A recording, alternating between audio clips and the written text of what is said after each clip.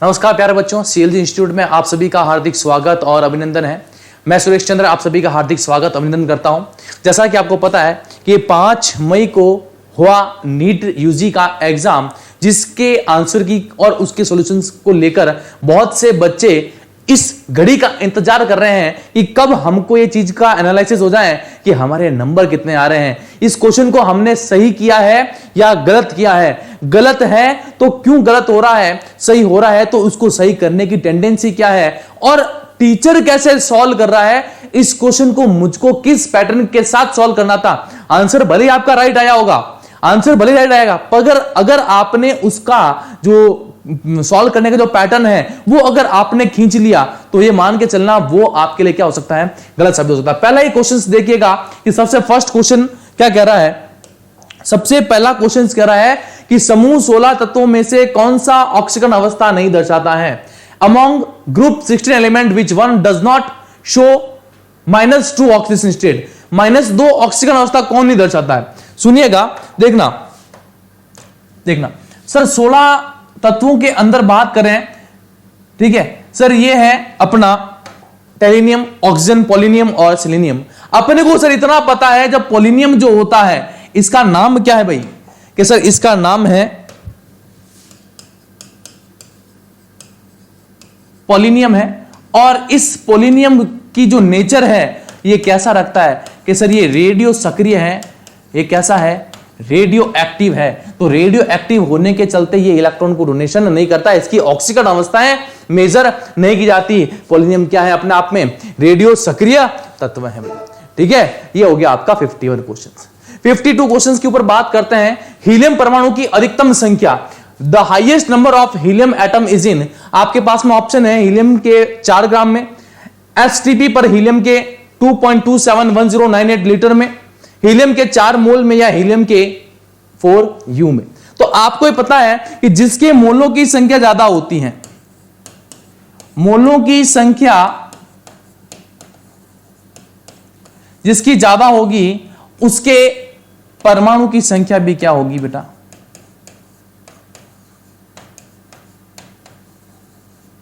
वो भी ज्यादा होगी। तो यहां पर हीलियम के 4 ग्राम में तो सर सिंपल सी बात है 1 मोल ही हुआ। एसटीपी पर कितना होगा कि सर 2.27 अपॉन में 22.4 करेंगे तो सर ये तो 1 मोल के नियरेस्ट आएगा। तो सर ये भी नहीं हो सकता, ये भी नहीं हो सकता, ये भी नहीं हो सकता। बचा कौन सर, सीधे बोल रहे हैं सबसे ज्यादा मैक्सिमम मोल किसके हैं कि सर 4 मोल ऑफ हीलियम। तो 4 मोल जिसके ज्यादा होंगे उसके परमाणुओं की संख्या भी क्या होगी, ज्यादा होगी। नेक्स्ट क्वेश्चंस पे आ जाते हैं। बहुत इजी पेपर आया है, कभी ऐसा नहीं है कभी किसी बच्चे को यह लग रहा है कि पेपर बहुत हार्ड है, पेपर हार्ड नहीं है। कुछ एक क्वेश्चंस हर एक जगह पर थोड़े से हो सकते हैं न्यूमेरिकल पैटर्न पे, आपकी कैलकुलेशन मेथड के अंदर फंस जाते हैं, बाकी पेपर कोई हार्ड नहीं कह सकते। कि बोल रहा है कि 3 समायोगी पेंटेनों के क्वथनांक निम्नलिखित क्रम का पालन करते हैं, एन पेंटेन, आइसोपेंटेन, नियोपेंटेन, ठीक है। उसके कथन सेकंड दे रहा है, जब शाखन बढ़ता है मतलब जब ब्रांचिंग बढ़ती है तब अणु के गोले का आकार ले लेता है, अणु क्या हो जाता है छोटा। फॉर एग्जाम्पल देखना एन पेंटेन की स्ट्रक्चर कैसी होती है कि सर एन पेंटेन की स्ट्रक्चर होती है ऐसी,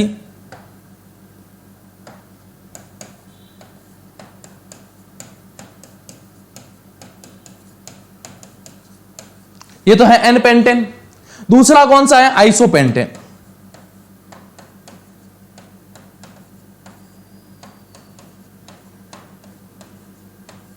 और तीसरा कौन से, नियोपेंटेन।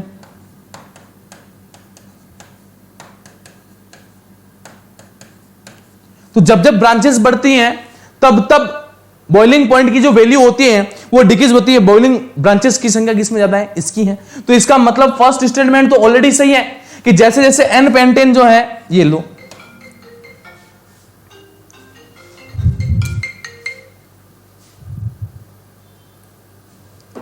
सेकंड 3 समायोगी, तो कथन फर्स्ट भी सही, कथन सेकंड भी सही। कथन सेकंड का गोले का आकार ले लेता है, तो लिया कि नहीं लिया भाई, कि बिल्कुल सर गोले का आकार ले लेता है, ठीक है।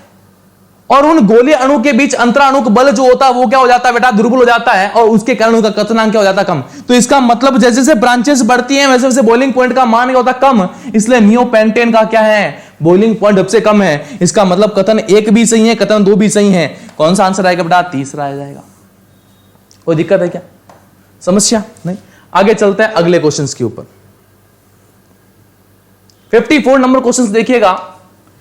देखो, एक तो अपन पढ़ते हैं कि सर log k और 1/t के मध्य ग्राफ, पर आपके पास में ये सेगमेंट नहीं है। आपके पास में जो पूछा है इस बार, आपको पूछा है ln k और 1/t के मध्य ग्राफ के बारे में। तो हमेशा कैसा होता है बेटा? डिसेंडिंग लूप में होता है। कौन सा है भाई? ये नहीं हो सकता सर, ये भी नहीं हो सकता, ये भी नहीं हो सकता। कौन सा हो सकता है? ये वाला हो सकता है। तो राइट आंसर क्या आएगा सर? सेकंड आ जाएगा। कोई दिक्कत है क्या भाई? कोई समस्या नहीं? आगे चलें।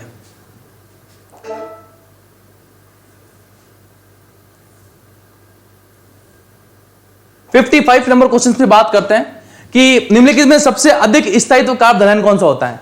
अपने को पता है कार्बोकेटायन की स्थायित्व की बात करते हैं 3 डिग्री, 2 डिग्री और 1 डिग्री का सेगमेंट चलता है कि नहीं चलता है? और चलता है कि नहीं चलता भाई? कि बिल्कुल सर 3 डिग्री, 2 डिग्री और 1 डिग्री का सेगमेंट चलता है। और इस 3 डिग्री, 2 डिग्री, 1 डिग्री के अकॉर्डिंग अपन क्या करते हैं?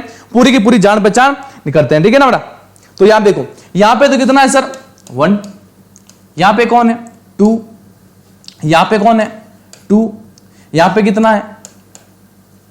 तो यहां पर अगर नोटिस की जाए बात को, तो जो पे जो कार्बोधनायन है, ये कार्बोधनायन कौन सा होगा बेटा? 3 डिग्री होगा कि नहीं होगा? बिल्कुल सर, ये वाला जो कार्बोधनायन है, ये वाला कार्बोधनायन कौन सा है? 3 डिग्री है। इसलिए जो 3 डिग्री का स्टेबिलिटी होती है, वो 3 डिग्री की स्टेबिलिटी क्या होती है? ज्यादा होती है। कोई दिक्कत है क्या? ये स्टेबिलिटी के ऑर्डर के बेस पे बात हो गई। ठीक है बेटा? कोई दिक्कत यहां पर? ठीक है। अगला देखो क्वेश्चन 56 नंबर क्वेश्चन क्या कहता है कि Mn+3 से Mn+2 युगल के लिए इनोड मान, इनोड सेल का जो मान है, क्रोमियम+3 से क्रोमियम+2 या Fe+3 से Fe+2 से निम्नलिखित परिवर्तन के कारण अधिक धनात्मक होता है। सर इनोड का मान अगर धनात्मक आता है, वो धनात्मक आने के पीछे होता है स्थायित्व, स्टेबिलिटी। और स्टेबिलिटी के फंक्शन पे अगर अपन बात करें तो अपन 2 बात की थी। एक अपन ने बात की सर D5 और D10। जो D5 है वो क्या होता है कि सर वो होता है अर्ध पूरित होता है, और जो D10 होता है वो होता है, अब D10 की तो बात ही नहीं आ रही है। तो जो D4 से D5 विन्यास को लेके जाता है, आपने नोटिस कर लेना, Fe+ क्रोमियम+3 से क्रोमियम+2 या Fe+3 से Fe+2 के लिए इनोड का मान धनात्मक आ रहा है, क्योंकि वो D4 से कहां जा रहा है? D5 विन्यास को एक्सेप्ट करता है। इसलिए राइट आंसर क्या आ जाएगा बेटा? D4 से D5 विन्यास। अगला देखना, arrange the following element in increasing order of first ionization enthalpy, lithium, beryllium, boron, carbon and nitrogen.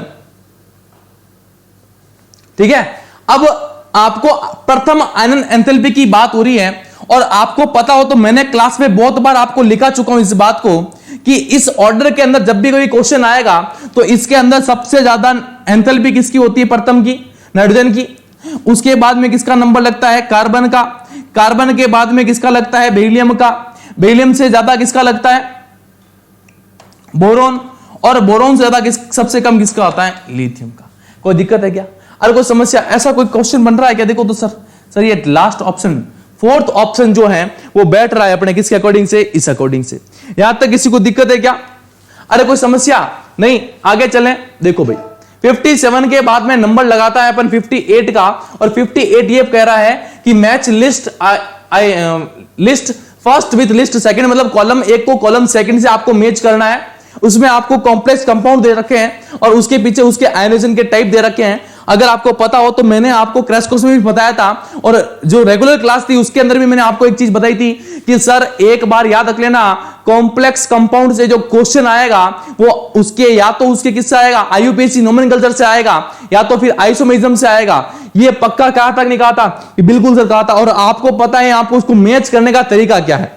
देखिएगा क्या है सर, अपने को पता है NO2 क्या है कि सर NO2 उभयतंतुक लिगेंड है, और जो उभयदंतुक लिगेंड होते हैं, क्या होते हैं?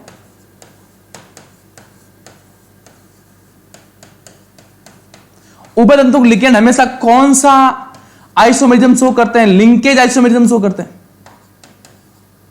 लिंकेज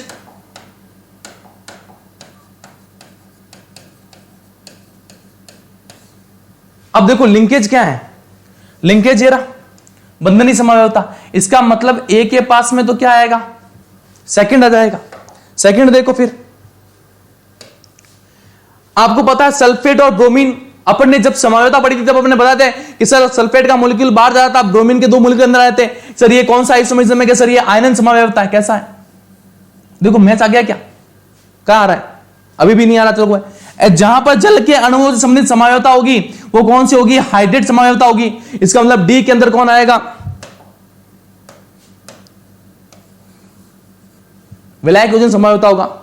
और यहां पर क्या होगा? सर NH3 के मूल्य, अभी कोबाल्ट के साथ NH3 है, क्रोमियम के साथ साइनाइड है, समवायता के बाद में क्या होगा? कोबाल्ट के पास में साइनाइड आएगा, क्रोमियम के पास में क्या आएगा? एमीन आएगा। तो ये जो समवायता होती है ये कौन शो करता है? उपसर्जक समवायता। देखो कौन सा कॉलम में चल रहा बेटा? डी में फर्स्ट कहां है? ये रे, डी में दूसरे का फर्स्ट है।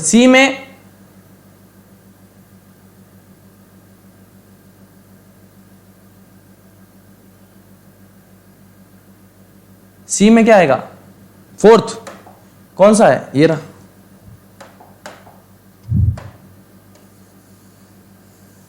कोई दिक्कत है क्या? अरे कोई समस्या नहीं? स्क्रीनशॉट खींच लो फटाफट से। चले आगे, नेक्स्ट क्वेश्चन पे आते भाई। अगला क्वेश्चन देखिएगा, 59 क्वेश्चंस। निम्नलिखित में कौन सी अभिक्रिया रेडॉक्स अभिक्रिया नहीं है? आप देखो रेडॉक्स में क्या होता है? या तो ऑक्सीजन का जुड़ना या हाइड्रोजन का, या तो ऑक्सीजन का जुड़ना या ऑक्सीजन का निकलना, या तो हाइड्रोजन का जुड़ना या हाइड्रोजन का निकलना, इलेक्ट्रॉन का जुड़ना इलेक्ट्रॉन का निकलना, ऑक्सीजन स्टेट विद्युत ऋणी का जुड़ना विद्युत ऋणी घटना। अब देखो सर इसमें ये पॉसिबिलिटी है, बट अपन साफ साफ अपन को एक चीज दिख रही है, अगर नोटिस की हो थोड़ी सी भी, तो अपन एक चीज ये देख पा रहे हैं कि सर ये जो दे रखा है ना BaCl2 प्लस Na2SO4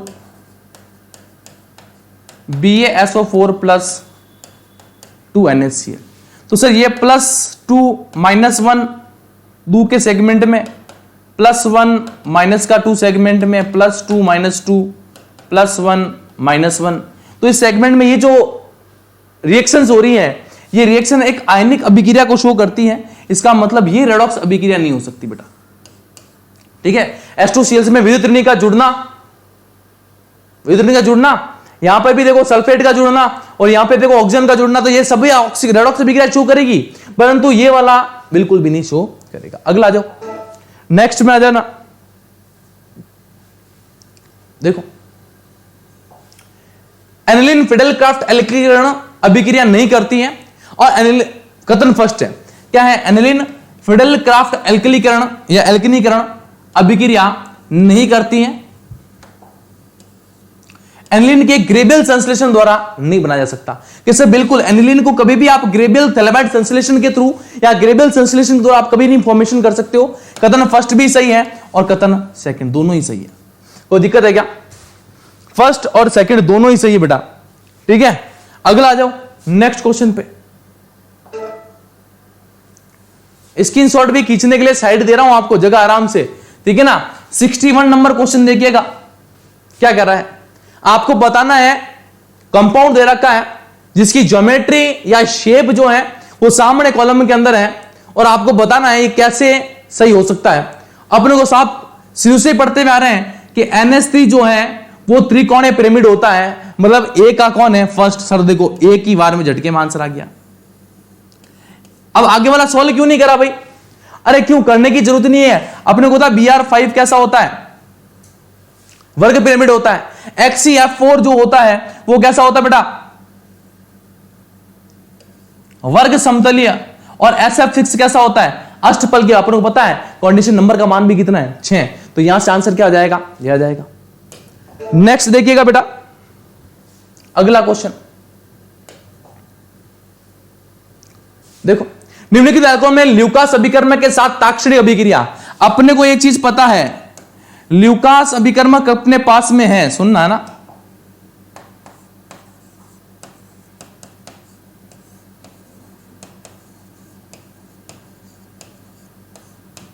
अगर 3 डिग्री अल्कोहल के साथ अभिक्रिया करता है तो होती वेरी फास्ट। अगर ल्यूकास अभिकर्मक है और 2 डिग्री अल्कोहल के साथ रिएक्ट करेगा तो उसको लगेंगे 5 से 7 मिनट, प्लस गर्म अलग से करना पड़ेगा। पर वहीं अगर ल्यूकास अभिकर्मक है 1 डिग्री अल्कोहल के साथ अभिक्रिया करोगे तो 25 से 30 मिनट लगेंगे अभिक्रिया में, और गर्म भी आपको करना पड़ेगा। पर वेरी फास्ट रिएक्शन हो सकती है 3 डिग्री के अंदर। अब देखो 3 डिग्री, ये भी कौन सा है 1 डिग्री सर, ये कैसा है सर, ये 2 डिग्री है, ये कैसा है सर, मिल गया देखो 3 डिग्री। ठीक है, आंसर साफ साफ में क्या आ जाएगा, समझ गए?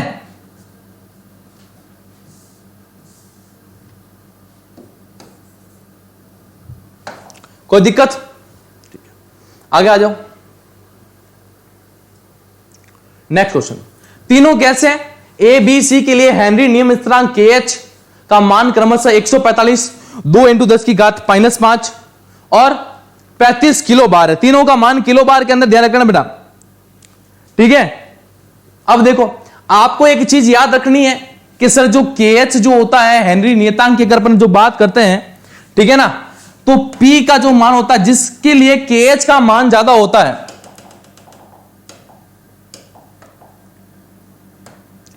जिसके लिए KH का मान ज्यादा होता है वो सॉल्युबिलिटी के क्या होता है,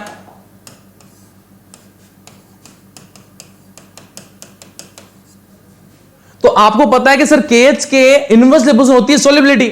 अब वहां से आपको KH का मान दे रखा है, केवल आपको क्या देखना है कि जिसके KH का मान ज्यादा होगा उसकी सॉल्युबिलिटी क्या होगी, कम। आपसे ऑर्डर तो पूछ रहा है। अब देखो एक तो दे रखा है सबसे, सबका मान 35 किलो बार। देखो एक तो दे रखा है 2 इंटू, देखो A B और C। A का मान कितना है सर 145 किलो बार। दूसरा कितना है 2 × 10⁻⁻5 किलो बार, और तीसरा कौन सा है 35 किलो बार। अब ये आपको पता है कि सर सबसे ज्यादा नेगेटिव के अंदर वैल्यू अगर किसी की आएगी तो वो इसकी है, इसका मतलब ये सबसे पहले आएगा, उसके बाद में 35 किलो बार इसका नंबर लगेगा, है ना। तो ये तो आएगा फर्स्ट, ये आएगा सेकंड, और इसका मान सबसे ज्यादा है 145 किलो बार, तो ये आएगा लास्ट के अंदर। तो फर्स्ट सबसे पहले कौन आएगा बी, बी के बाद कौन आएगा सी, सी के बाद कौन आएगा ए। ऑप्शन कौन सा है बेटा बी सी ए। ये कोई दिक्कत है क्या?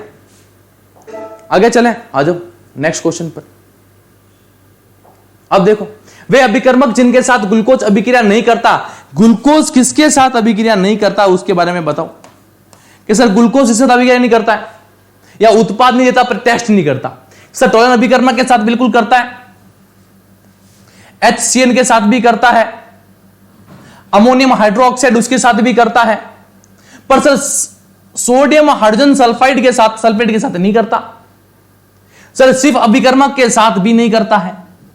तो आंसर कौन सा हो गया, जहां बी और ई, कौन सा ऑप्शन है क्या कोई ऐसा है ना, पहला ही ऑप्शन देखो बी और ई। राइट आंसर क्या जाएगा बी एंड ई। बहुत इजी सवाल आए हैं, ऐसा नहीं है कि टाइम लग सकता है, बिल्कुल टाइम लगने वाला कोई भी सेगमेंट नहीं दिया गया है, इस बात का थोड़ा विशेष ध्यान रख लेना। तो थोड़ा सा क्वेश्चन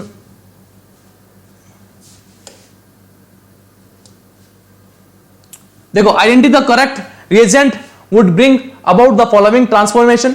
ये रिएक्शन दे रखी है, इसमें कौन कौन से रिएजेंट काम आते हैं अपने को पता है कि सर अगर एल्काइन इस प्रकार से होता है तो मैंने आपको स्पष्ट एक बात बोली थी, आपको पता हो तो उसकी जगह सबसे पहले यहां पर, यहां से यहां पर बनाने के लिए सबसे पहले चाहिए BH3। क्या चाहिए, फर्स्ट स्टेज के अंदर BH3 है, उस BH3 के बाद में अपन क्या यूज में लेते हैं, बढ़ने वाले प्रोडक्ट के लिए H2O2 और H+ यूज में लेते हैं, OH- यूज में लेते हैं, OH- यूज में लेते हैं, और उसके PCC फॉर्मेशंस के थ्रू अपन क्या प्राप्त करते हैं एल्डिहाइड प्राप्त करते हैं। कहां है बेटे? BH3, उसके बाद में H2O2 OH माइनस, और उसके बाद में क्या आएगा? PCC। राइट आंसर है क्या? कोई ऐसा कुछ मेल मिला रहा है क्या? BH3 H2O2 OH माइनस सारे KMnO4। अब देखो कोई कोई तो इसका आंसर ये बता रहे हैं सारे KMnO4 के साथ में, पर ये पॉसिबिलिटी नहीं हो सकता बेटा, ये पॉसिबिलिटी बिल्कुल भी नहीं हो सकता। राइट आंसर बकायदा बिल्कुल राइट आंसर क्या आएगा बेटा? बकायदा 4 आएगा, BH3 H2O2 OH माइनस और PCC। अगला देखिएगा बेटा, नेक्स्ट क्वेश्चन। फेलिंग ए विलियन और फेलिंग बी विलियन के बारे में बात हो रही बेटा, ठीक है? क्या आ रहा? फेलिंग ए। अब अपने को पता है जो फेलिंग सॉल्यूशन होते हैं, फेलिंग विलियन, वो दो टाइप के होते हैं। एक तो होता है ए और एक होता है बी। और अपने से क्या पूछ रहा है भाई? और अपने से क्या पूछ रहा है? ए पूछ रहा ना। ए तो क्या होता है? CuSO4 का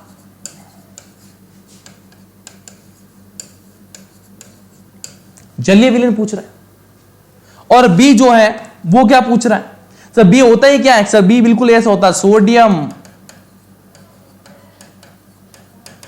पोटेशियम टार्ट्रेट,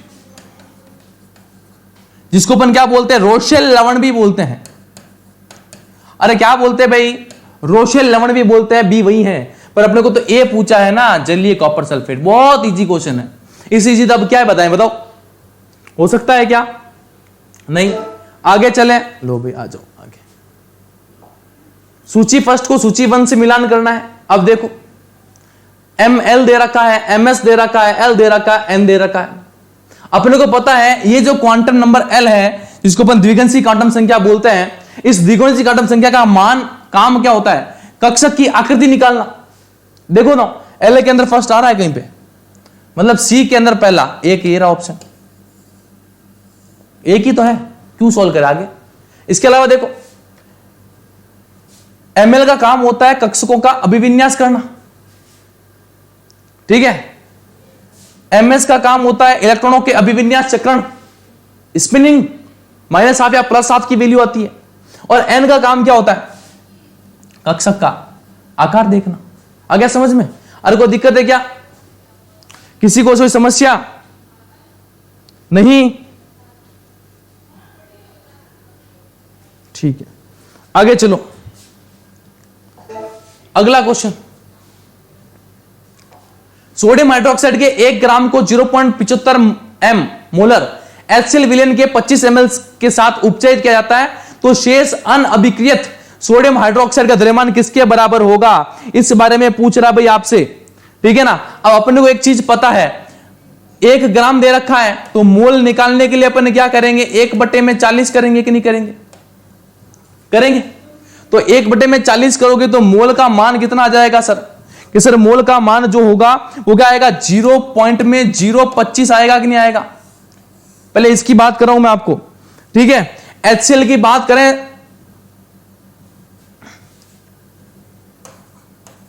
NaOH प्लस में HCl, तो क्या आएगा? NaCl प्लस H2O, यही तो होती है। इस NaOH की अपन बात कर रहे हैं, इस NaOH की, तो इस NaOH के लिए आपको क्या दिया? 1/40, तो वैल्यू कितनी आई मोल की? 0.025 आई कि नहीं आई? बिल्कुल। अब आपको इसको मोल में है ना, आपसे पूछ रहा मिलीग्राम के अंदर है, तो आप इसको मिली मोल में चेंज कर देते हैं। किस में चेंज कर देते हैं? चेंज इनटू, एकदम आसान हो जाएगा। और करने के लिए क्या करना है कि sir millimole equal to क्या होता है? जो वैल्यू आई है आपकी 0.025, इसको 1000 के साथ में मल्टीप्लाई कर दो, तो ये आ गया आपका मिली मोल इक्वल टू कितना आ जाएगा बेटा? 25। ये आया है किसमें?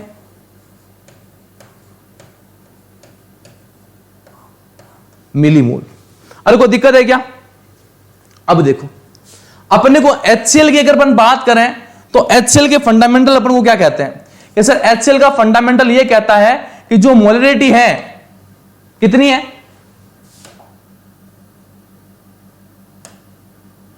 0.75 है ना, और उसको आप किसके साथ में डिवाइड कर दो? वॉल्यूम के साथ में। मल्टीप्लाई कर दो। मोलिटी का मान कितना है 0.75 इंटू वॉल्यूम कितना है 25 ml। वैल्यू पुट ऑन करके कितना आएगी वैल्यू बेटा आंसर 18.75। ये भी आ गई मिलीमोल। अब दोनों की वैल्यू आ गई। अब आपको क्या करना है बस माइनस कर लेना है। 25 तो इसकी है, आपने कितनी निकाली 18.75। सॉल्व करोगे कितना आ जाएगा भाई जल्दी बताओ 6.25 मिलीमोल आया है।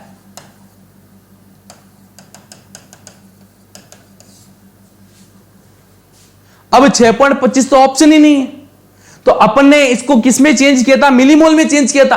वापस इसको किस में चेंज कर दो मोल के अंदर। 6.25 को 40 से मल्टीप्लाई कर दो, क्या आ जाएगा 250 है आंसर। कोई दिक्कत आगे आ जाओ। गर्म करने पर कुछ ठोस से बिना द्रव अवस्था में गुजरे वाष्प में परिवर्तित हो जाते हैं, तो सिंपल सी बात है ऐसा ऊर्ध्वपातन सब्लिमेशन में तो होता है। क्यों आगे पढ़ना है था। ऊपर दिए हुए सिद्धांत के आधार पर ठोस के शोधन के लिए प्रयुक्त तकनीक कौन सी कहलाती है। ये तो आपको लैंग्वेज एक हल्की सी चेंज करने के लिए ट्विस्ट देने के लिए है। बाकी ठोस का सीधा द्रव में अवस्था से गुजरते हुए वाष्प में जाना क्या होता है सब्लिमेशन होता है, ऊर्ध्वपातन होता है, इसके अलावा कुछ भी नहीं होता बेटा, ठीक है ना। अगला देखना निम्नलिखित में किन प्रक्रियाओं में एंट्रोपी बढ़ती है। अब देखो एक द्रव से वाष्प में जाता है तो अपने को पता है अगर द्रव से वाष्प में जाएगा तो एंट्रोपी बढ़ेगी, सही है बिल्कुल। तीसरा देखना एक क्रिस्टलीय ठोस का तापमान 130 केल्विन से 0 केल्विन तक घटता है, और जब वैसा अगर टेम्परेचर अगर घटता है तो एंट्रोपी का मान घटता है, बढ़ता नहीं है। ये नहीं होगा भाई, बिल्कुल नहीं होगा। NaHCO3 सॉलिड से किस में चेंज हो रहा है भाई गैस में चेंज हो रहा है, और यहां पर Cl2 जो किसके फॉर्म में है मॉलिक्यूल फॉर्म में है, वो किस में चेंज हो रहा है Cl गैस एटम के फॉर्म में, तो एंट्रोपी यहां पे भी बढ़ेगी। एंट्रोपी सर यहां पे भी बढ़ेगी, केवल क्या आया A, C और D। कौन सा ऑप्शन है ये? कोई दिक्कत है क्या? आगे चले नेक्स्ट देखिएगा। आज देखो सामने देखने का, कैमरे के सामने देखने का टाइम इसलिए नहीं आ रहा क्योंकि क्वेश्चंस को ध्यान से सोल्व नहीं किया तो गड़बड़ हो जाएगी, और गड़बड़ होगी तो आप ही बोलोगे कि सर आपने उस समय गड़बड़ करवा दी, हमारे वो क्वेश्चन आंसर वो नहीं था कोई और था, है ना, इसलिए कह रहा हूं। सूची फर्स्ट का सूची सेकंड के साथ मिलान करना है। सर समतापीय प्रक्रम है तो अपन को पता है आयतन क्या जो समतापीय प्रक्रम में क्या होता है स्थिर ताप पे होता है, सम आयतनिक में स्थिर आयतन, समदाब में स्थिर दाब, और उर्ध्वस प्रक्रम में ये लो ले लो ए का सेकंड, बी का थर्ड, ये रहा एक, सी का फोर्थ, डी का वन, ये रहा। कोई दिक्कत है क्या? बहुत पेपर इजी आया है। मेरे को पता नहीं क्यों कोई स्कूल वाले या मीडिया वाले पता नहीं क्यों बोल रहे हैं कि सर केमिस्ट्री का पेपर बाहर आया, मिस्ट्री, कोई मिस्ट्री नहीं है। ये जितने भी अखबार वाले हैं ये या तो अपना दिमाग उनका खुद का खराब है, पता नहीं क्यों चीजें चलती है, क्योंकि रीजन बिहाइंड क्या है, पूरा का पूरा पेपर एनसीईआरटी की लाइनों से आया हुआ है, प्रॉपर टू प्रॉपर एनसीईआरटी की लाइनों से पेपर आया हुआ है। और अगर आपको ऐसा लगता है कि नहीं सर बाहर से आया हुआ है तो आप आ जाना, एक एक चीज आपको जब आप खुद बैठोगे ना चेक करने तब आपको खुद को लगने लग जाएगा ये तो एनसीईआरटी की लाइन टू लाइन आई हुई है। अब आगे रिएक्शंस आएगी, कुछ क्वेश्चंस आएंगे अपन बताएंगे, उस बारे में बात भी करेंगे। अब देखो नेक्स्ट क्वेश्चन नंबर 72, विद्युत ऋणात्मकता के बढ़ते क्रम में व्यवस्थित करना। अपने को सबसे ज्यादा विद्युत ऋणी कौन है, फ्लोरीन, ऑक्सीजन, नाइट्रोजन, और उसके बाद में कौन है, क्लोरीन। ये तो ऑर्डर अपने को जिंदगी पर याद है। फोन पे कॉल लगाना है तो फोन पे कॉल सबसे ज्यादा फ्लोरीन है, फ्लोरीन के बाद में कौन है, ऑक्सीजन है, नाइट्रोजन है, ये तो ही नहीं। सही आंसर सीधे कौन सा हो गया? तो पेपर को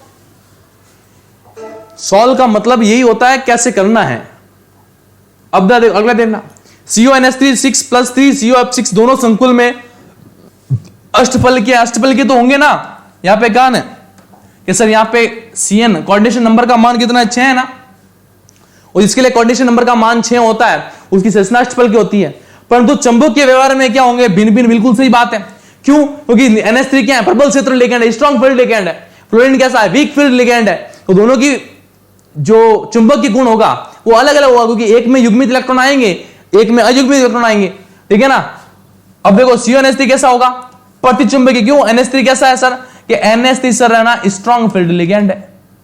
और फ्लोरीन कैसा है सर? WFL है, वीक फील्ड लिगेंड है। तो यहां से आंसर क्या जाएगा? दोनों ही सही है। अभी तक जितने भी क्वेश्चन आए ना ये वाले, उसमें दोनों सही मानने क्या सही है तो मानेंगे, दूजा कहां जाएंगे। देखो एथेन, एथीन, कार्बन अणु C2। सर ये कार्बन अणु C2 कुछ GOC के अंदर अपन पढ़ते हैं कि सर कार्बन अणु C2 जो है इसमें दोनों के दोनों क्या होते हैं? 2 पाई बंद होते हैं, 2 पाई बॉन्ड होते हैं। तो देखो C2 में C में थर्ड कहां है? C में सेकंड, सॉरी बहुत जगह पे। चलो ठीक है करते हैं। एथेन में क्या होता है सर? अरे एथेन में क्या होता है? सिग्मा बंधित होते हैं, ठीक है। एथीन में क्या होता है? एथीन में देखो ethane, ethene, ethyne. Sir ethyne के अंदर तो एक सिग्मा 2 पाई, इसके अंदर कितने होंगे? एक सिग्मा 1 पाई, और इसके अंदर क्या होगा? 1 सिग्मा, 1 सिग्मा। अब एथेन में 1 सिग्मा कहीं है, ये रहा ऑप्शन।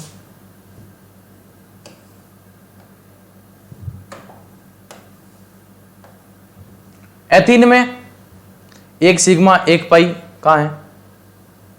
बी में 4।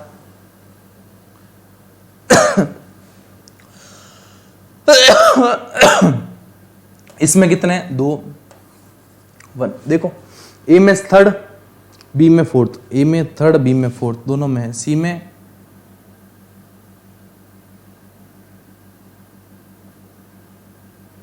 ए में थर्ड, बी में फोर्थ, सी में सेकंड, ये रहा, और डी में 1। ठीक है, राइट आंसर कौन सा हो जाएगा ये? नेक्स्ट देखिएगा, किसी रासायनिक अभिक्रिया में संकीर्ण ऊर्जा परिकलित की जाती है, तो अपने को ये पूछा संगठ की प्रायिकता है, मानक ताप पर वेग स्थिरांक है, 2 भिन्न तापों का वेग स्थिरांक है, संगठ के दौरान अभिकारक अणुओं का अभिविन्यास है, तो कौन सा होगा? बताओ बताओ बताओ, कौन सा आएगा आंसर इसमें?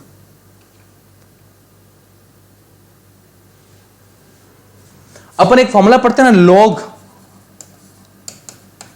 K2 अपॉन में K1 ये अपॉन में 2.303 RT 1 upon T2 minus 1 upon T1 पढ़ते हैं ना। तो किस पर डिपेंड करता है? मान। किस पर डिपेंड करता है? वेग स्थिरांक पे। कहां है? 2 भिन्न तापों पर, ताप अलग अलग है ना, 2 भिन्न तापों पर वेग। देखो क्वेश्चन सेम है, मानक ताप पर नहीं है, 2 भिन्न तापों पर क्या आएगा? वेग स्थिरांक। ठीक है ना, कोई दिक्कत है क्या? ठीक है, अगला क्वेश्चन देखना। 76 में साम्य में केपी और केसी में किस में समान नहीं है? अब इधर देखो, जिसके लिए केपी इक्वल टू केसी उसी के लिए होगा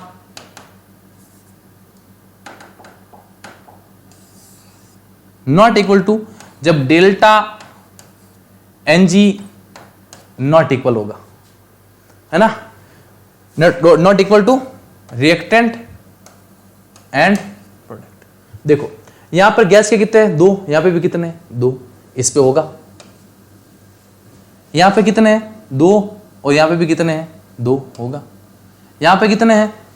PCl5 में एक गैस का मॉलिक्यूल है, यहां पे कितने? 2 सर। यहां पे डेल्टा एनजी समान नहीं, जब डेल्टा एनजी समान नहीं है तो केपी और केसी भी समान नहीं होंगे। ठीक है, अगला आ जाओ।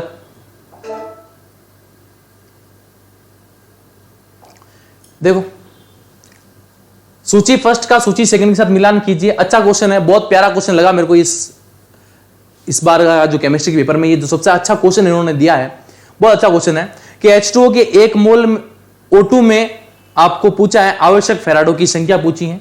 MnO4 के 1 मोल में Mn+2 में गलित अवस्था के अंदर, इसके अंदर, सब के अंदर अलग अलग पूछिए ना। अपने को एक चीज पता है कि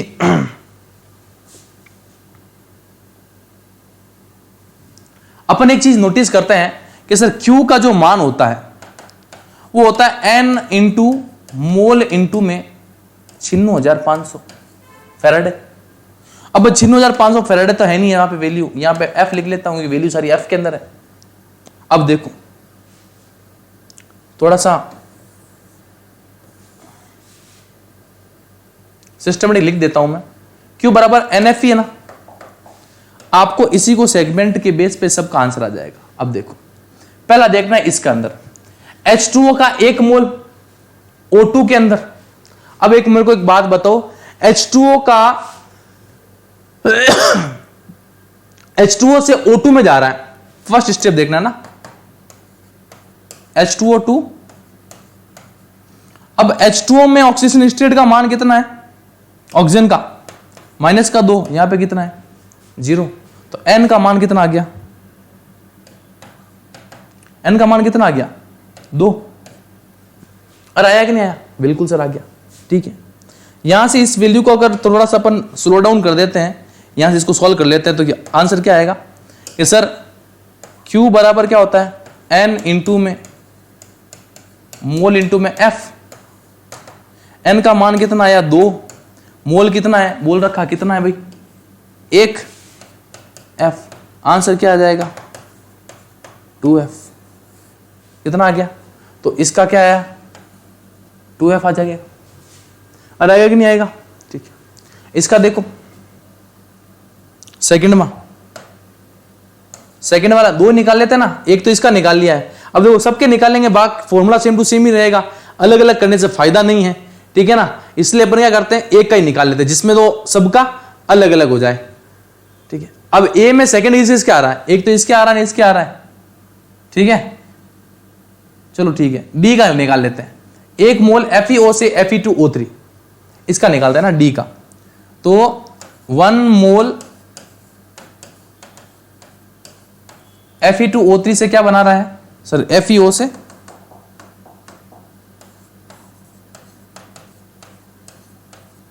Fe2O3 बना रहा है, तो Fe पर यहां पे +2 से क्या आ रहा है +3। कितना आ रहा है बेटा, अरे +2 से कहां जा रहा है +3 जा रहा है ना। तो अब देखो N का मान कितना आ जाएगा बेटा,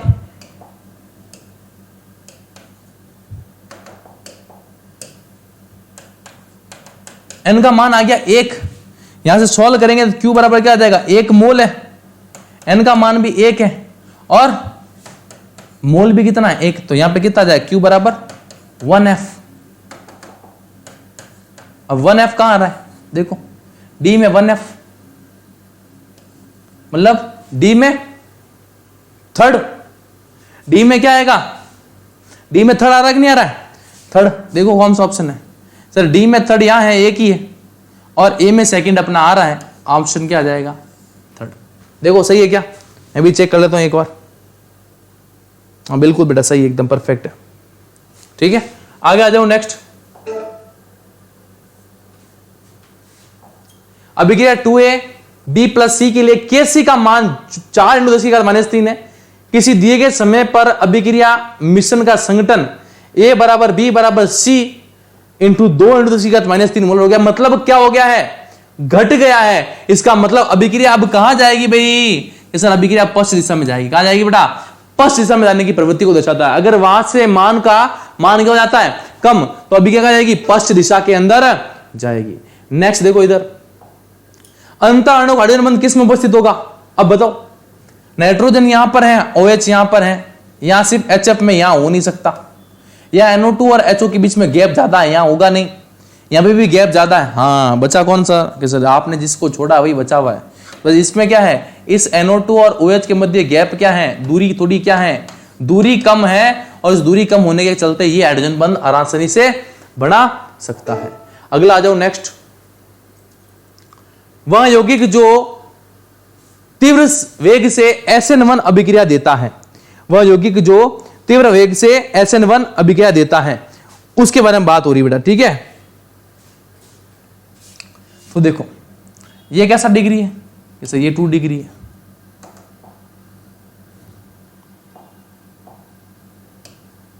ये है 2 डिग्री, ये कौन सा है सर, ये भी 2 डिग्री है, ये 1 डिग्री है। रिएक्शन 3 डिग्री से ज्यादा होती है, 2 डिग्री से कम होती है, 1 डिग्री से कम, 3 डिग्री तो ऑप्शन ही नहीं है, मतलब 2 डिग्री से काम चलाना पड़ेगा। पर 2 डिग्री कितने हैं, 2। पर यहां पर एक चीज अगर आपने नोटिस की हो थोड़ी सी भी, तो आपने एक चीज नोटिस की कि सर यहां पर इस वाले ग्रुप के अंदर एक गुण आ रहा है रेजोनेंस, और उस रेजोनेंस के कारण ये ज्यादा फास्ट रिएक्शन करेगा SN1 की। ठीक है, अगला आ जाओ नेक्स्ट में। देखो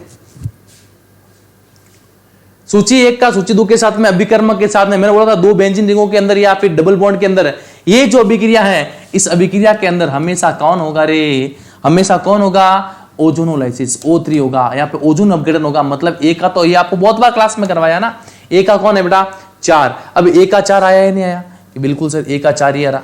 अब देखो इसमें आपने A के 4 में कितने हैं बेटा, 2 है, A के 4 में भी कितने हैं, 2 हैं। अब आपको ऐसे में क्या करोगे, एक तो A में 4 आ रहा है, जब आप क्या करोगे उसका ओजोनी अपघटन करोगे, क्या करोगे ओजोनी अपघटन, तो ओजोनी अपघटन यहां पे हो जाएगा।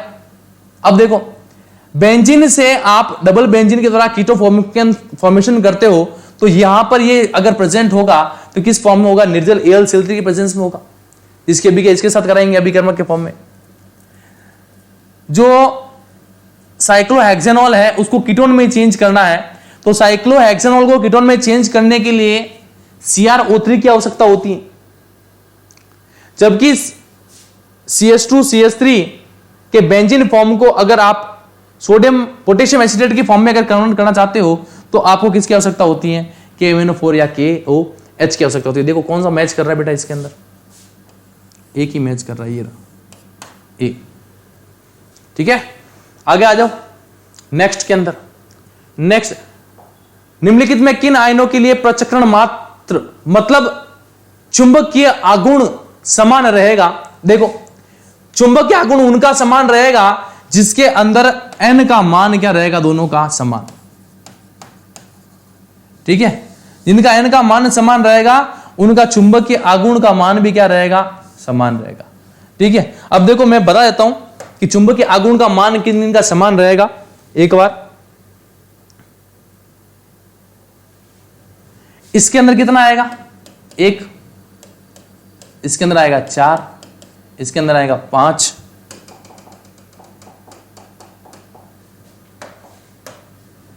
इसके अंदर आएगा अयुग्मित इलेक्ट्रॉन 1, इसमें आएगा 4 Mn+2, 5, इसमें कितना आएगा 4, स्कैंडियम +3 D1 यहां पे कितना आ जाएगा 0। अब देखो जिसके अयुग्मित इलेक्ट्रॉन की संख्या इन दोनों की तो समान है, अगर इनके अयुग्मित इलेक्ट्रॉन की संख्या समान है 4, तो म्यू बराबर क्या होता है, √n+2 होता है। सॉल्व करोगे दोनों के लिए वैल्यू क्या आएगी, सेम क्या आएगा, A B और D का है, ये रहा। आ गया समझ। अगला देखिएगा बेटा क्वेश्चन नेक्स्ट। अनुसूत्र C6H14 वाले एक यौगिक में 2 तृतीयक कार्बन उपस्थित हैं। अब देखो C6 में 2 तृतीयक कार्बन उपस्थित है, इसका मतलब क्या हो गया, 1 2 3 4, 2 सेकेंडरी कार्बन, मतलब सेकेंडरी कार्बन का मतलब उसके साथ में 2 कार्बन ऐसे जुड़े हुए होंगे। ठीक है, और उसका क्या नाम बताना है, नाम बताना है। तो ये तो क्या CH3 CH3 CH2 CH2, नाम क्या हो जाएगा, 1 2 3 और 4, 2 3 dimethyl meth eth prop butane. देखो कहां है, 2 3 डाई मैथिल ब्यूटेन, ये ना पहला ऑप्शन हो जाएगा। ठीक,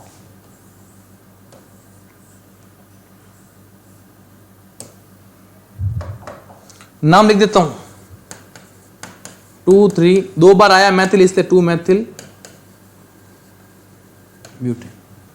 अब आ जाओ अगले क्वेश्चन पर, 84 नंबर पे। हीलियम प्लस की मूल अवस्था n बराबर 1 में किसी इलेक्ट्रॉन की ऊर्जा x जूल, तब B+3 पे आयन का मान n बराबर 2 अवस्था में उपस्थित इलेक्ट्रॉन की जूल में ऊर्जा होती है। तो दोनों के लिए अलग अलग वैल्यू है आपके दिमाग के अंदर, वो आपको बतानी है। तो आपको पता है कि E इक्वल टू होता है Z² अपॉन में N²। क्या होता है, अगर He की बात करता हूं He प्लस की, तो अपन देखेंगे इसको क्या आएगा, Z का मान कितना है 2 दूनी 4, 2 का स्क्वायर बटे में N का मान कितना है 1 दे रखा है, ये रहा, क्या जाएगा 4 बटा में 1 आया। E किसके लिए बेटा, B+3 के लिए, BE plus Z square upon में N स्क्वायर। Z का मान इसके लिए कितना आता है बेटा, और कितना आता है 4 का स्क्वायर बटे में N का मान 2 का स्क्वायर, वैल्यू क्या आ जाएगी वापस 4 बटा में 1। तो अगर इसको अगर x माने, अगर इसको अपन क्या माने x माने, तो ये भी क्या रहेगा x, वैल्यू दोनों की क्या रहेगी ऑलमोस्ट इक्वल ही रहती है, वैल्यू आएगा। आंसर आ गया। नेक्स्ट देखो, तो कथन दे रखे हैं समूह 16 के तत्वों के हाइड्रोजन के क्वथनांक निम्नलिखित में से H2O, H2TE, H2SE, H2S। ठीक है, ये बोल रहा है सेकंड कथन दे रखा है आणविक द्रव्यमान के आधार पर H2O का अनुमानित क्वथनांक समूह ये अन्य सदस्यों से कम होता है, परंतु H2O में विस्तृत हाइड्रोजन आबंधन की उपस्थिति के कारण इसका उच्चतर क्वथनांक होता है। बताओ कौन सा ऑप्शन इसके अंदर सही है, जल्दी बताओ। और आपको मैंने बताया ये बात एकदम सही बोली है कि H2O का क्वथनांक बॉइलिंग पॉइंट ज्यादा होगा, होगा कि नहीं होगा, ज्यादा ही होगा। उसके बाद में ऑक्सीजन से सल्फर सबसे एंड बात है, क्योंकि ऐसे गैसेस फॉर्म के अंदर होता है, इसलिए टिलिनियम और सिलीनियम की बात करें तो H2O टिलिनियम सिलीनियम और सल्फर, और उनके कारण क्या है, कारण ये H2O में विस्तृत हाइड्रोजन। बिल्कुल सही भाई, कथन फर्स्ट भी सही है, कथन सेकंड भी सही है, दोनों के दोनों कथन सही है, इसका मतलब आंसर क्या आ जाएगा थर्ड। ठीक है, नेक्स्ट देखिएगा 85 से 86, कॉपर सल्फेट विलयन वाले किसी वोल्ट मीटर से 100 सेकंड के लिए 9.6487 क्या लिया हुआ है बेटा, 9.687 ए विद्युत धारा प्रवाहित करने पर निक्षेपित कॉपर की ग्राम में द्रव्यमान आपसे पूछा गया है। क्या पूछा है, ग्राम में द्रव्यमान पूछा है आपसे। तो अपने को पता है ना कि W बराबर क्या होता है सर, देखना है ना, कैलकुलेशन थोड़ी सी टफ है इसके अंदर, टफ तो अब क्या बोले इसको कि -E की वैल्यू के बेस पे बता रखा है आंसर, है ना, -E upon 96487 into 9.6487 into 100 time t। Solve करेंगे W का मान कितना आ जाएगा, 0.0315, कितना आएगा 0.0315 ग्राम। आंसर क्या आएगा, सेकंड। ठीक है बेटा, नेक्स्ट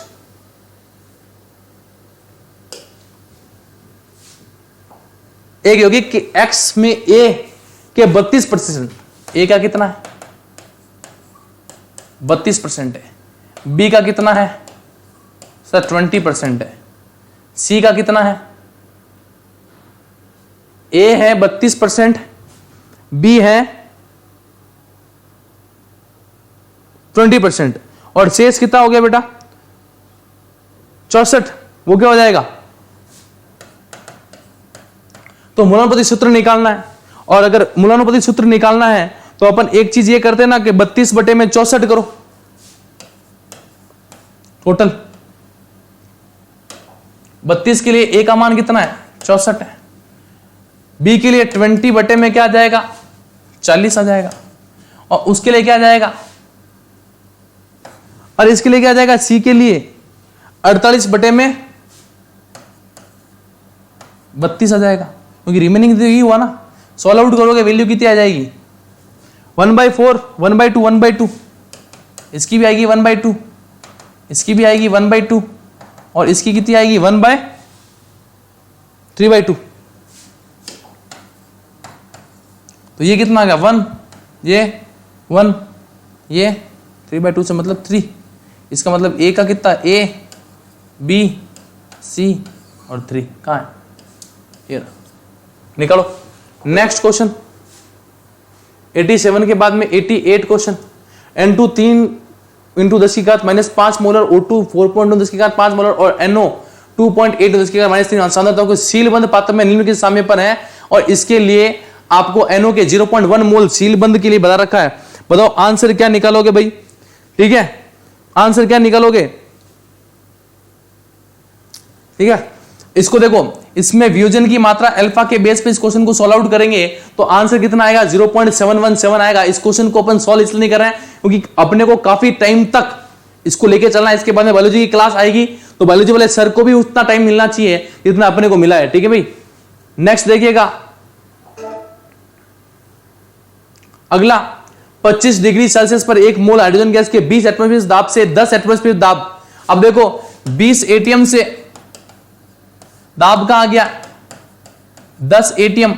दाब क्या हुई है सर, दाब में हुई है कमी, और जब दाब में कमी होती है तब क्या होता है, एक्सपांशन होता है, और एक्सपांशन में हमेशा वर्क क्या होता है, नेगेटिव होता है कि नहीं होता है। तो नेगेटिव कौन सा है, एक ही दे रखा है, ले लो, सबसे इजी तरीका। अगला देखो, निम्नलिखित अभिक्रिया में बने उत्पाद ए बी क्रमशः है। अब देखो 3ROH प्लस PCl3 से 3RCl और क्या बनेगा, H3PO3 बनेगा। ठीक है, और वहीं ROH प्लस PCl5 है, तब RCl plus HCl plus POCl3 बनता है। बताएं कि कैसे बनता है भाई, बताएं। देखो PCl3 के साथ में क्या है, ये P देखना है ना, मैं एक बार ताकि आपको थोड़ा याद रह जाए, देख लेना बेटा, है ना। रिटर्न में तो अब क्या ही मिलने वाला, कुछ मिलने वाला है नहीं इसमें। Cl Cl Cl ROH ROH R, तो यहां से क्या निकल जाएगा बेटा, यहां से RCl, यहां से RCl, यहां से RCl। अब क्या बनेगा, बचेगा क्या, 3 H बनेंगे, 1 P बचेगा, 3 O बनेंगे, बनेगा ना H3PO3, ये रहा। अब ROH के अलावा बच्चे के दिमाग में आता है सर ये तो आपने चलो इसका कर दिया, गेम बजा दिया आपने, हमको तो ये बताओ ये वाला कैसे हुआ, सेकंड वाला। तो सेकंड वाले में क्या सीन है, PCl3 और Cl, और ये आपका Cl, उसके साथ अपन की रिएक्शन करानी है किसके साथ में, CH3 CH2।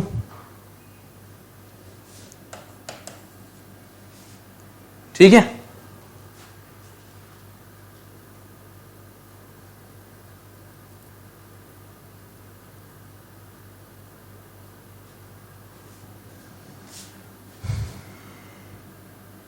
अब देखो यहां से तो एक ये बनेगा, एक बनेगा यहां से ये POCl3, और एक बनेगा HClO।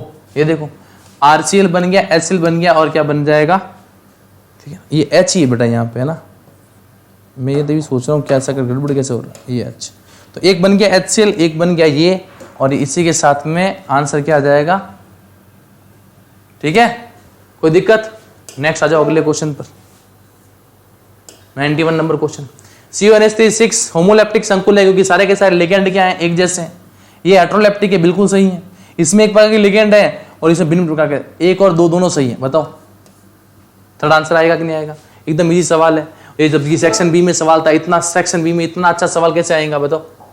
निम्नलिखित में देगा CH3 CH2 CH2I, देखो इधर CH3 CH2 CH2I, और जब इसका अपन NaCN के साथ करवाते हैं, क्या कराते हैं, रिएक्शन करवाते हैं, तो सबसे पहले क्या बनेगा CH3 CH2 CH2, और ये बन गया CN, जिसका अगर आंशिक जल अपघटन कराओगे क्या बनाएगा OH माइनस के साथ में, तब क्या बनेगा बेटा CH3 CH2 CONH2 बनेगा, और उसके अभिक्रिया NaOH के साथ कराओगे Br के साथ में, तब वो क्या बनाएगा CH3 CH2 CH2 NH2। कौन सा आएगा, मैथ एथ प्रोपेनेमिन। ये राइट आंसर क्या आएगा बेटा, थर्ड आएगा। नेक्स्ट देखो, ड्यूरिंग द प्रिपरेशन ऑफ ये क्या दे रखा है इसमें, थोड़ा क्वेश्चन थोड़ा सा रीड नहीं हो पा रहा, मैं क्वेश्चन देख लेता हूं एक बार। क्वेश्चन बोल रहा है मोल लवण विलयन मतलब फेरस अमोनियम सल्फेट के बनाने के लिए Fe+2 आयन के जल अपघटन को रोकने के लिए, हाँ देखो मोल सल्फेट जब बनता है तो उसमें Fe+2 आयन के जल अपघटन को रोकने के लिए आप उसमें क्या मिलाते हो, आपको पता है तनु सल्फ्यूरिक अम्ल मिलाते हैं ना, तनु सल्फ्यूरिक अम्ल मिलाते हैं, HCl नहीं मिलाते बेटा, तनु सल्फ्यूरिक अम्ल डाइल्यूट H2SO4 मिलाते हैं। अब देखो आपको सही उत्तर पहचान 94 के अंदर NF3 का द्विध्रुव आगुण NH3 के द्विध्रुव आगुण से अधिक होता है। देखो क्या होता है कि नहीं होता, देखते हैं इधर N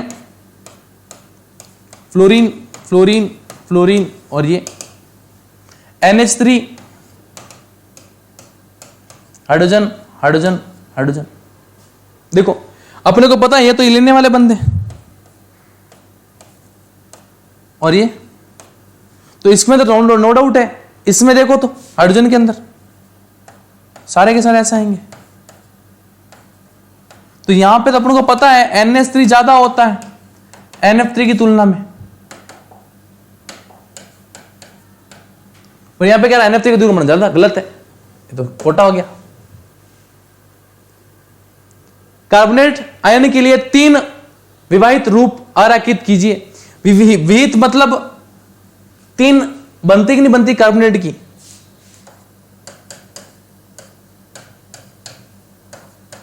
एक बार डबल बॉन्ड यहां पे आएगा, एक बार तो ये होगी, एक डबल बॉन्ड आएगा, एक डबल बॉन्ड आएगा, 3 स्ट्रेचर बनती है, ये सही है। ओजोन के 3 अणुओं संरचनाएं नहीं बनती सर, ओजोन की केवल 2 ही बनती हैं। ये यहां से शिफ्ट होगा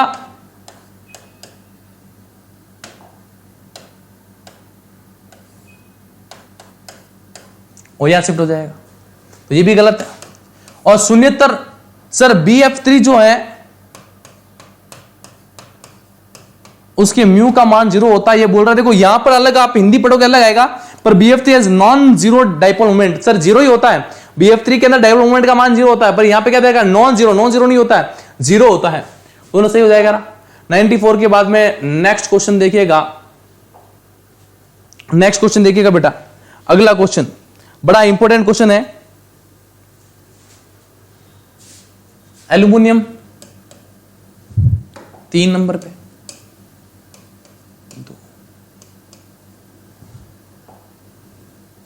ये ग्रुप हैं रेडिकल वाले 5, कोबाल्ट 4, मैग्नीशियम 6 रेडिकल है ना। तो ये जो ग्रुप हैं उन ग्रुप पे ना एल्यूमिनियम का, अब इसको क्या करना, आपको सेलेक्ट करना है।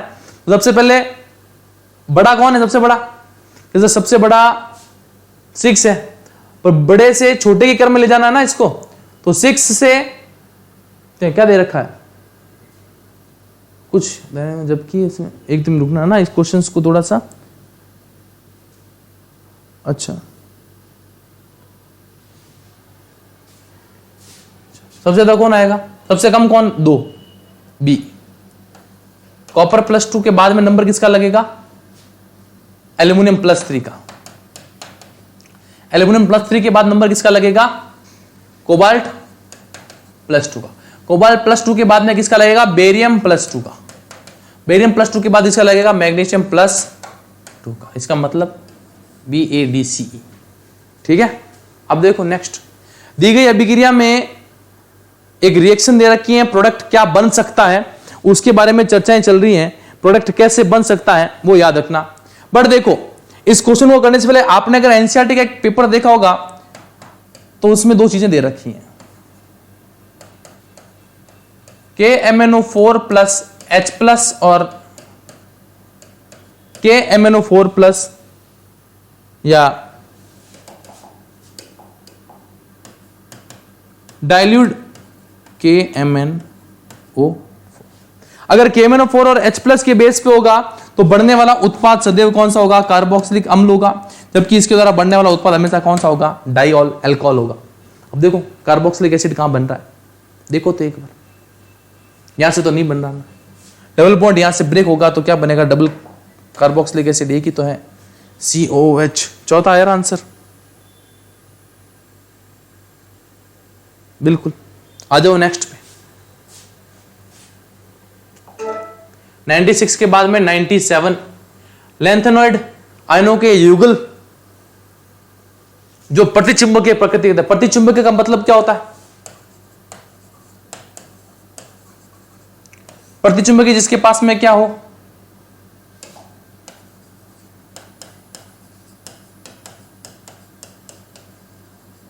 युग्मित इलेक्ट्रॉन हो, है ना। और युग्मित इलेक्ट्रॉन रखने वाले कौन है? गैडोनियम में नहीं होगा, 3+3 के बाद में भी एक अयुग्मित आ जाएगा, सीरियम में भी आ जाएगा +3 में, एसएम में भी आ जाएगा। C+4 के अंदर क्या होता है?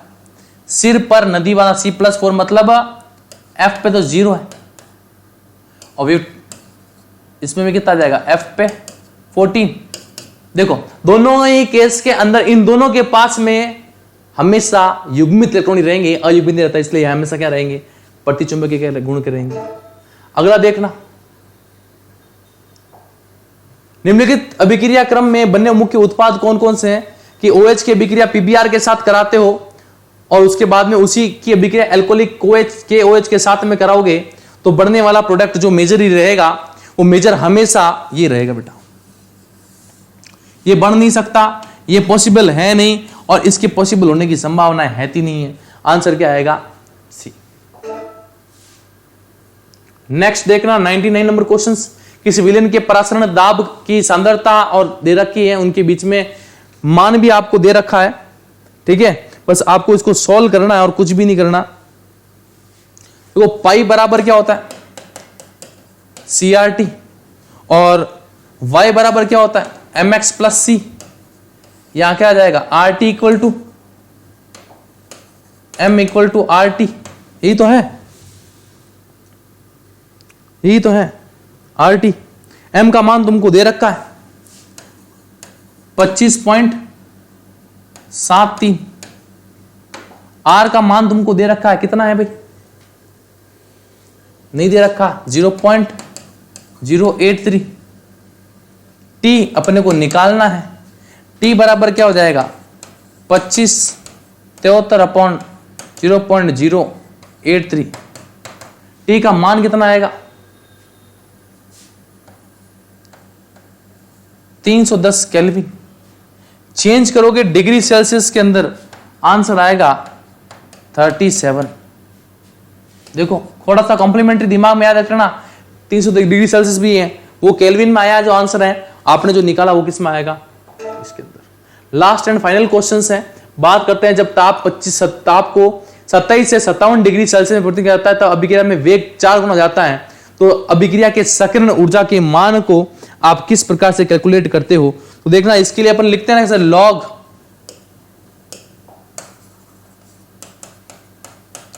K2 अपॉन में जो K1 है, इनकी जो वैल्यूज है मैं वैल्यूज लिख देता हूं यहां पे। K2 अपॉन में K1 = EA अपॉन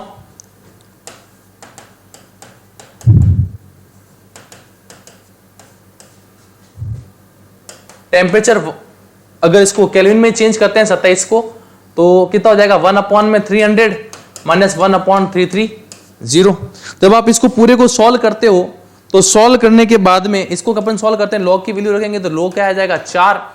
ये तो आ जाएगा सेम टू सेम ये अपॉन में 2.303 इंटू 8.314 1/300 माइनस 1/330। सॉल्व आउट करोगे तो log 4 की वैल्यू आपको दे रखी है, कितनी है भाई? 0.6021, ठीक है ना। यहां से EA का जो मान निकालोगे, है ना, रख लोगे ना यहां से तो कोई दिक्कत थोड़ी है। तो EA = क्या आ जाएगा भाई?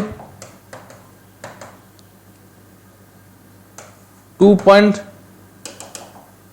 EA का जो फाइनल वैल्यू जो आएगी वो आएगी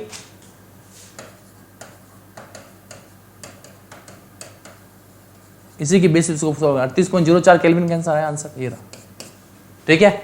इसी के साथ में केमिस्ट्री का सॉल्यूशन तो होता है समाप्त, बाकी चर्चाएं करेंगे अब आपके आगे मलिक सर। तब तक धन्यवाद, थैंक सो मच, जय हिंद।